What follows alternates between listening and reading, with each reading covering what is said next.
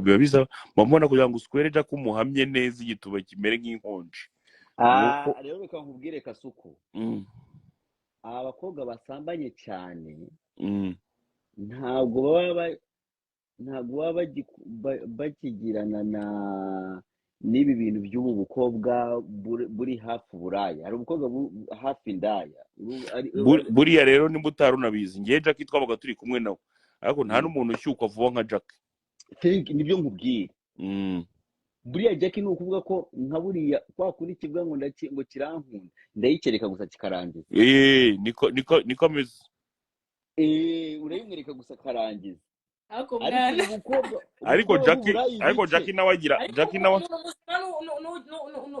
nugira ubushake mwana byiwe. Jack buriya nawe agira indaya yanjye imwemeza atinya kuba agendera kure. Ntoreba binavuga ngo agira umunwa n'ibiki byose nka kuri ngo umuntu bita bulldog yanjombye umunwa ndiruka. Agira indaya bitariza iyo noneho anibeshya akanavuga gato yahita imujwe buri iki zikomeye cyane. Liza w'indaya yanjye. Liza ninde? Liza cya kindi kiba mu biganiro kwa Manibu. Liza umukobwa wa Sergeant Robert.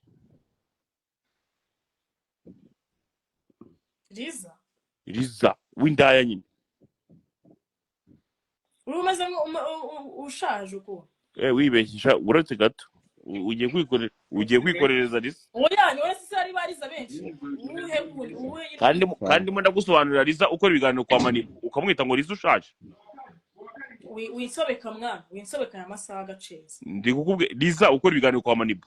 Warimye bamwe cyangwa bayikuye ko ndakubwira. Ayiza ngo Liza wa Gikondo w'umugezi. Oya byihore. Wahise umwuka wahise amutinya. Oya ntago ari ibyo ngibyo akamanje uje imva mubwire ntugashaka kugonganisha abantu imitwe. Oya kandi wari umutwitse ngo arashaje. Liza yagukugira ngo ubundi w'Igikondo uri muri Liza yagukugira ikiganiro cy'amasaha 6 bro. Liza avuga non stop. Liza azikuza yango Primus Ngesha. Liza abari nibyo nkubwiye Liza ko cyo waruvuze gutyo. Liza yagukubita amasaha 6 non stop avuga bro bababya ngo ni radio. Ubya ngo ni radio bacometse. Kuko twapfuye iki se kuko habaye iki? Umumenyereye. Ako subwo ari nge nande bamenyera undi mwana. Oya Liza nari biryo. Uravuze ngo Jack ni uri kabyindi. Uravuze ngo ngende kugira ibi. Mbanya uncreate ngire content kugira ngo ejo uzabone ibyo uvuga. Ibyo usubiza. Ibyo nsubiza? Wose uneganyiriza ibyo gusubiza? Ntago yumva ibyo mubuze ko Jack ntago bayumvise ibyo ndimo ndamubwira. Mbyumva ariko umva nkubwira je ariko nawe mwana technology bro. Bro. Ntago bumvise ibyo mbamubwira. Je ari barakubwira. Technology bro. Ibintu urimo ntabyo. Je ari barakubwira. Jaje imani kuba umunyabwenge cyane muri mihanda ntago bikunda. Technology hano. Abisaba kumera gutya. Zezenye. Nese ubwenge aho ubwenge buri. Nanjye namanzi ubwenge bwinshi. Nanjye bashaka yuko nkoresha ubwenge bwinshi kandi ntabwo byakunda. Ariko dore turanga turi batatu tumere nk'abantu batarimo bararebwa n'abantu z'ubyo. Cya Jack gite hari story kijya kivuga imeze nka India buretse gato. Ntago ndi buzana iby'uriya muntu wewe tuza kandi nawe. Buretse gato. Iyi ni story ujye uvuga nkuko nanjye mvuga story y'ukuntu naraye kwa se muhungu nkarazamo mu byindi sibyo ra? Sibyo du. Ngiye kwibariza Jack no turi batatu tuganire sibyo? Jack hari story ujye uvuga ngo y'ukuntu abakoyi baguskwinga ari 12 bro. Noneho ngo wa 12 ngakaba ari we wumva Jack imbabarira umbwiza ukuri sibyo? Mu gitondo wabyutse ugenda waratagataga nk'imbata byagenze bite? Cyajya kitwa kirimo kirabesha. Iratarangiye iyo story ngewe kirabesha. Uzi ko ibintu byamubayeho mukavuga ngo umuntu arabizi. Dumba ni izina ry'Imana njye ndyama nkatekereza iyo filime. Nanjye namaze iminsi myinshi ndimo ndabitekereza ibintu byajya. Oya reka mbabaze kuki umuntu ababwiza ukuri akabwira ibintu byamubayeho mama ugira ngo ngire njye kubeshya hariya nzane fake life bariyo nshyira hariya ntabwo twe tuvuze ngo urabeshya ahubwo turavuga nawe warakabije narakabije se gute washyizemo amakabya ngo amakabya nkuru y'ibitari kwa Imana ni mu kaza ibyo bintu none se du mubwire atubwire story ukuntu yagenze neza no tugende twananiza tugufata tugende twananiza bakahita badafite ubwenge byambayeho kandi byambayeho nta n'icyabihindura byambayeho Jack abantu 12 ni benshi pe byambayeho man Jay niwe bagiyeho ko numva uri muragira ibintu by'intuza niwe bagiyeho 12 ni benshi mwana niwe bagiyeho se 12 ni benshi ndagasa ngenje ndeba kera twaya turya ubuturisa mu bwa batatu umwana tukenda kumutanyura none ngo tube n'ababiri niwe bagiyeho ko banumva uri kumvugira okay nta kibazo turabyemeye okay byambayeho okay natwe uretse gato turemeye ukajya kwa muganga ndavurwa ndakira mera neza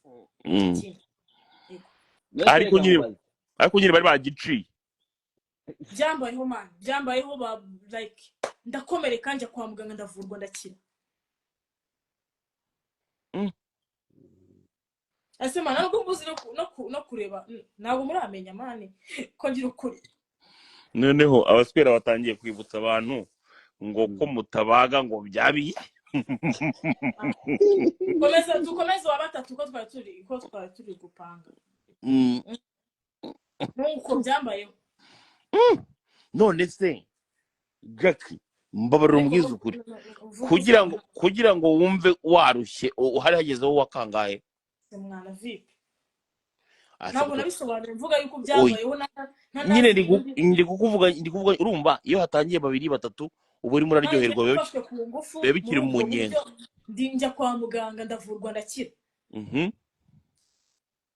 abo bakoboyi se babashye ase mwana njye uri murambaza ahantu abantu baba niba naragiye muri party abantu bakansheta ntabizi mwari mu by'ukuri murashaka iki Jay uwagushese se ninde baranshese mana abademu twabanaga bari hanze baragenda bafata sinzi ibintu bashize mu cyo kunywa ndasinzira chika kimenyine ndavangiye kuryama kwa kubona nyine ububona muri kumwe n'abantu ari mu nzi meze neza avuga ati reka wirambike utazi ko harimo iyo mico ubundi gitwa barakimena koko samara de no kavuga ibyo bigambo amahirwe ko nabyo ndi kuvuga urumva ratadumba biragenda nyine bimbaho nicura mbona ndi kuva amaraso nyine meze nabi mwitama magazi imodoka nyine njya kwa muganga ndavurwa ndumva rero urabona kureba ndagase oye nyine abantu rega hari abantu bameze nkawe Jay batabyumva hari abantu batabumva yuko nyine umukobwa ni kuba yafatwa ku ngufu ari ibintu nyine ababeshya wenda bitanabaho mbese by'ukuri ngiye kwa Jackie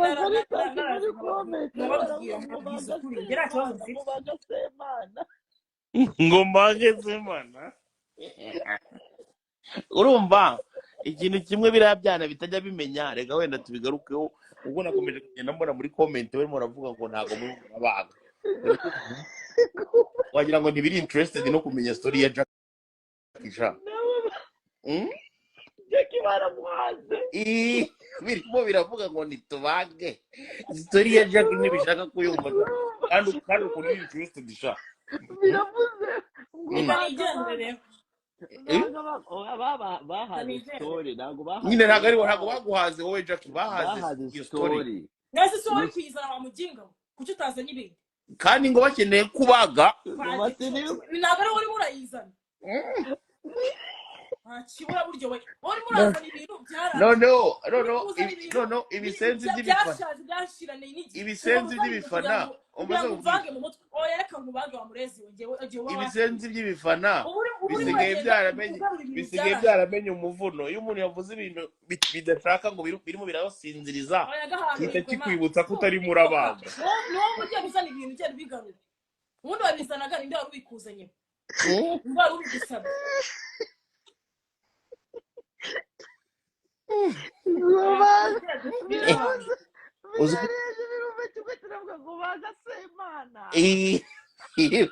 uzi ukuntu biba bikeneye nabyo biba bikeneye ibyo bijya kurikodinga noneho mu gitondo nibwo ubyuka ukajya kubona ukabona hahiye kuko si ibintu nabyo nabivuze hari ibintu njya mbona nkabona bafashe nka videwo zajya baziripostinze noneho nkajya ntekereza ko atari igewe ibi byavuye he nk'akavidewo kajya k'icyajya avuga ngo ndasamba noneho ukuntu bigenda bikakadoboringa kakaza ari nka gatatu ngo ndasambana kakidaboringa nyine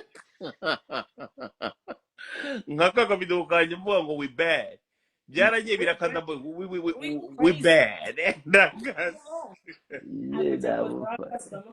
ngo je ni umufana wa Ishi yabyemeye ni umufana wa Ishi oya njyewe uriya mwana naramwemeraga ariko burya iyo wemera umwana ukajya kubona ese mwapfuye iki na Ishi ko wamugani nawe wumve ko wumva se nkubwire dumba wumve ko njyewe Ishi Kevin yari n'umupeti nafashije bro agitangira afite indirimbo bita wakiwaki urumva agitangira afite indirimbo bita wakiwaki ngena nashyiramo ibiceri byanjye mbakorera wakiwaki remix irimo abahanzi benshi ngira ngo murayizi barasine na ba Next the General noneho ndagenda nibera aho ngaho ariko rimwe nza kuza kumva numva Kenny Keshati asigaye ndirimba mu ndirimbo noneho akananyerwa avuga iki nyine akavuga ngo ngewe ngo mbarusha imituku sindi nk'agasuku y'umunwa akavuga nyine utumoro nk'utwo ngutwo nkabyumva ko nyine bantangiye nkabyihorera nkabyirengagiza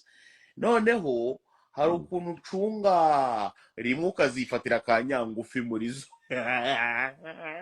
ngo afashe nde nyangufi muri zo nyine buriya yabaye Ishi umva igihe icyo nshaka kumenya ubundi Ishi mwapfuye iki kubera iki Ishi yakwihakanye bisa nkaho hari beef mufitanye mufitanye ibintu binini byatanye urumva ka Ishi ukuntu byagenze uzi ko kera uzi ko nari maze iminsi wowe urubizi ariko ibintu by'imbere by'indani uzi ko nari maze iminsi narashwanye na Shadipo sibyo no kugira ngo byumve neza n'abantu bari hano bari babyumva gusa babitware gutya sibyo uzi ko nari maze iminsi narashwanye na Shadipo ariko noneho Shadipo tuza kwisubiranira nyine nk'abantu basanzwe urumva ubu muri abajyama ya Shadipo ni umuntu wanjye cyane kariya ko ntabwo kari kabizi ko Shadipo twasubiranye urumva noneho kubera ko ari agapampe ka Shadipo kamuhoza ibirenge kanoza amasahani kwa Shadipo ko amaze iminsi nta mukozi afite urumva kari rero karandakariye nako Ishi yagendeye mu kigare cya Shadipo tuzi ko nose ntabwo uzi ko ari umusongera kawunga hari umuntu bita Ishi Kevin asonga kawunga na pate jaune kwa Shadipo hakaza witwa umuhanzi wa kera witwaga Jack B nawe asonga kawunga kwa ntuza kwa muhanzi wawe urumva we nunara haba mu kazu k'umuzamu kwa Deben niho Jack B ahafite akazu k'umuzamu yiberamo nyine akabana n'imbwa n'akajambo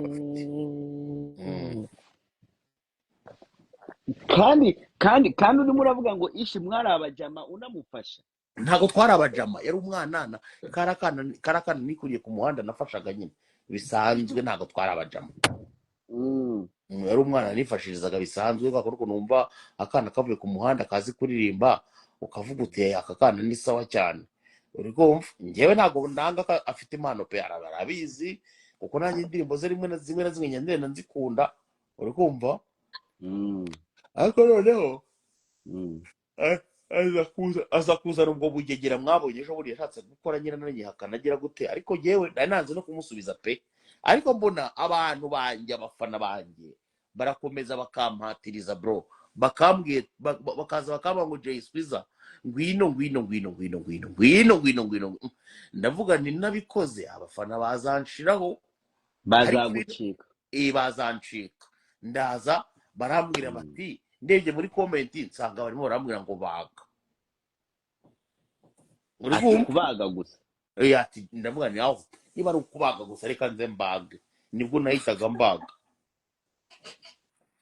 ariko ikiganiro wamubaze cya mbere cyararebwe cyararebwe cyanarushije icyo bakozeho bonande we na kakana kandi ngo ni ntuza kakana kandi ngo ni arakana kamayibobo kandi ko kuri kajya gakoresha ibiganiro abantu ko babaza ngo nimba baza abantu Tycoon ndahiro niko kitwa se reba mwita Tycoon kikayonza Tycoon ni w'Ikayonza ariko je wajya umamahoro mwana Tycoon ni w'Ikayonza buriya atashye rwose muri vakanse asubira kuragira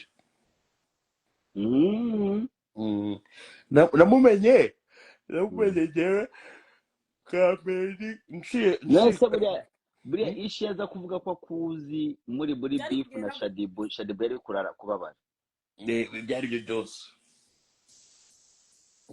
ariko nyine ishi ni umukozi kwa Shadibu nyine urumva akorera ibiryo ntabwo ari umukozi w'amafaranga nese ishi na Shadibu ninde urenze Shadibu ni igikoko bro Shadibu arenze he Shadibu afite amafaranga hano umukobwa mwiza niwe mukobwa mwiza wabayeho ku isi mwiza wabayeho ngwike niwe mukobwa mwiza wabayeho ku isi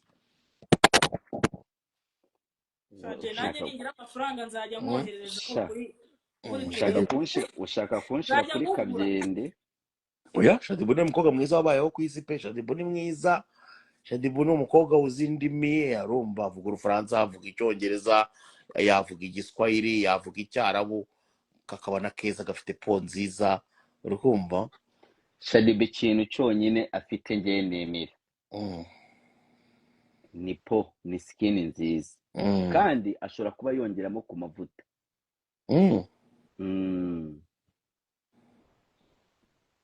ashobora kuba yongeramo ku mavuta ariko ayo mavuta yapimye aramukorera arafata ari ukuntu umuntu aba akayobe yarira akabona katakereza yarira akabona amavuta bijyanye yarira agahita agashyiraho rero ni Shadibu yamenye isobanuro aho kuri skin Shadibu ndende ariko Shadibu rwose Shadibu niyo umubonye ubona umusundi we wahumura ariko ko asinda cyane ra ibyo gusinda utangiye guharabika ndumva utangiye guharabika utangiye kumubaga ariko Shadibu ni umukobwa wabayeho mwiza w'umunyabwenge wanabayeho ku isi umunyabwenge Shadibu ni umukobwa umunyabwenge wanabayeho ku isi turamuraka tukamwigira okay kubera injere se na makaniki kuba wabivuze ko ari wowe muziranye cyane wa mugani niyo baziranye ko wagira ngo bigezemo ikibazo ndabyemeye umunsi umwe uzamvuga utambaga twumve ukuntu biba bigoye uri umuke ariko se nk'ubu ntakagize twumve iyo umukene biba bigoye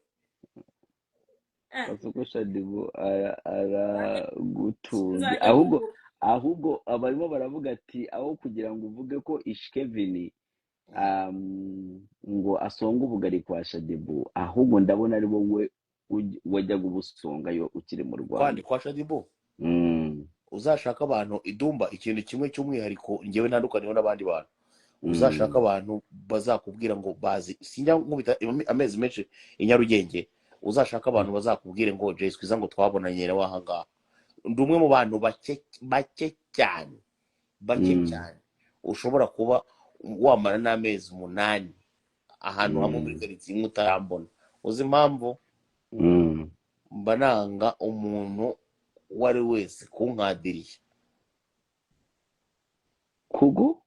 kunkadiriya izo ni terime za gikomando utarigeze urwana intambara yo muri Vietnam ntabwo iyo terime wayumva uri igiseveri izo bita gukadiriya ibyo bita kwitabwaho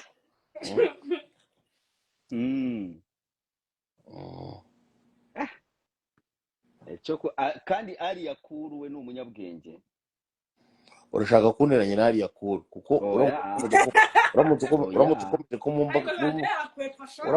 uramutse ukomeje kumumbazaho nashiduka maze kubaga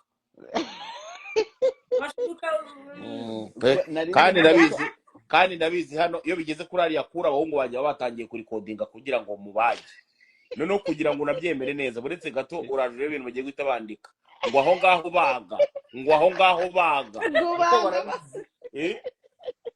barabizi rwose none kubera icyo ugomba kumubaga ariya kura uwe byagenze oya nibyo nkubwira ngewe ukuri kurarya mu mutima nkananirwa kuguhisha nguhaye muri make birakunanira nguhaye abantu babiri ariya kuru na Shadibu kuramo umunyabwenge Shadibu ni umunyabwenge wa mbere mu bakobwa wabayeho ku isi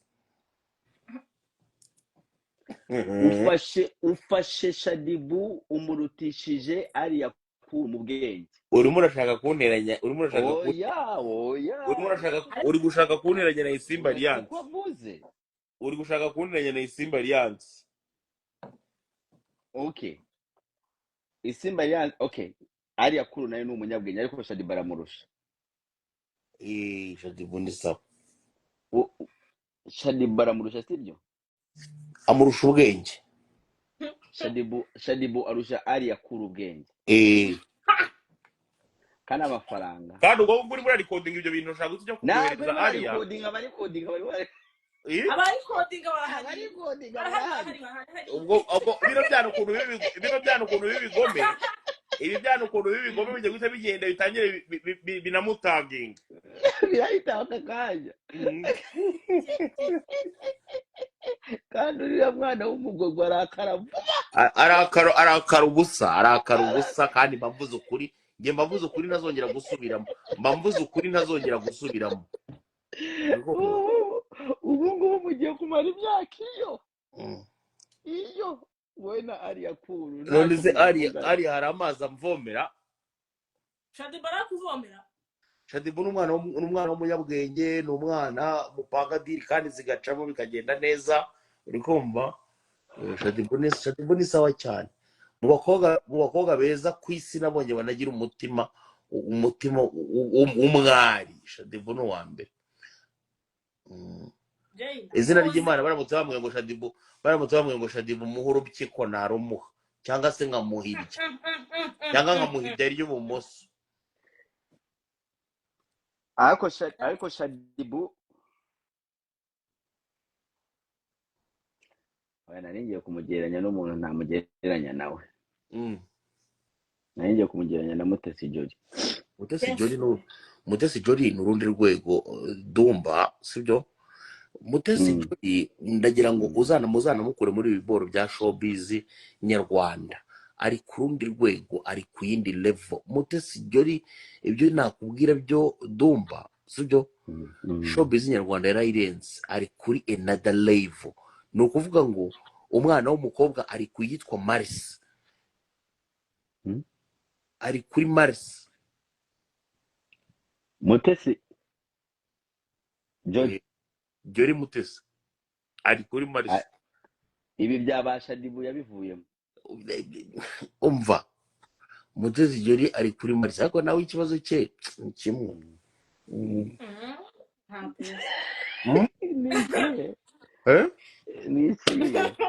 Mutesi Jolly nari nzi ngo tuzahurira mu misa nawe ku cyumweru nigeze ajya guseka bisaba kugira IQ iri hejuru ntukoreshe tekinolojiya ni ukuvuga ko yabaye umusilamu simbese twagombye kujya seki twagateguye oya mu mizigiti nayo hasigaye hariyo ubuseke ntabwo ibintu bya caci byavuyeho kwa Mutesi ibintu bya caci ntibigikora Mutesi ubu yibera iriya mu bisilamu tujya tumuha amajiribabu akitandiye Mutesi ameze neza bro icyo cyo mugomba kukimenya I miss you Nyukese urumva du Mutesi ameze neza icyo cyo mugomba kukimenya mukabaho munakizi kandi mukanakimenyera ariko Mutesi biriya bintu bye niba ubizi neza ari mu rukundo neza cyangwa ni amafaranga agiye kwiba umukire we na Rugumi se we na uramukire ngo ni Rugumi noya Mutesi ari mu rukundo kandi ikindi vuba na bwangu rwose araza kuza kubamurikira ikintu kimutandukanye n'abo bose nagiye nkubwira haruguru. ni iki? Icyo bita mjengo mu Giswahili urabizi? Mjengo ni iki? amakuru ya Mutesi Jolly ngo Godfather yose niwe uyafite. Iyahe? ngo ay'ubukwe, ay'ubumukire, ngo ay'iki, ngo Godfather niwe uyafite yose. Ibyo ntago napfa kubimenya Dumba. Oya twarabyumvishe bari barabiganira da. Byaba ari byiza. Mutesi Jolly aramubwira ati azatubwire n'iki, ariko Jess kwiza wa mipango icyogere mu nkuba. Ntabwo biba byoroshye ndakurahiye. Ntabwo biba byoroshye ibintu hano hanze. biba bikomeye Ibintu ntabwo biba byoroshye.